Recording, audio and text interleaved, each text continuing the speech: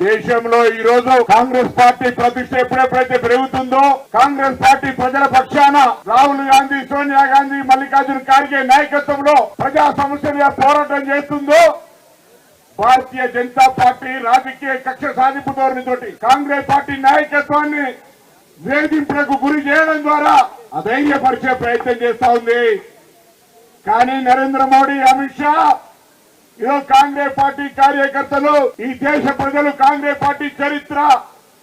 దేశ స్వాతంత్ర్యం కోసం ప్రాణాలు అర్పించి దేశ సమగ్రత కొరకు ఏ విధంగా పాటుపడ్డారో తెలిసిన ప్రతి భారత పౌరుడు ఈనాడు భారత రాజ్యాంగాన్ని రక్షించడానికి కాంగ్రెస్ పార్టీ నాయకత్వం ఏ విధంగా పోరాటం చేస్తుందో తెలిసిన ప్రతి నాయకుడు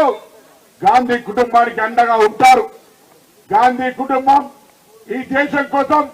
అనేక రకాల త్యాగాలు చేసి ఇన్ని సంవత్సరాలు అధికారంలో ఉండి ఒకవేళ అవినీతి పాల్పడదలుచుకుంటే వాళ్ళు ఎక్కడ ఉంటుండ్రి అని అడుగుతా ఉన్నాం. నరేంద్ర మోడీ లాగా 10 సంవత్సరాల్లోనే యావత్ భారతదేశ ఆస్తి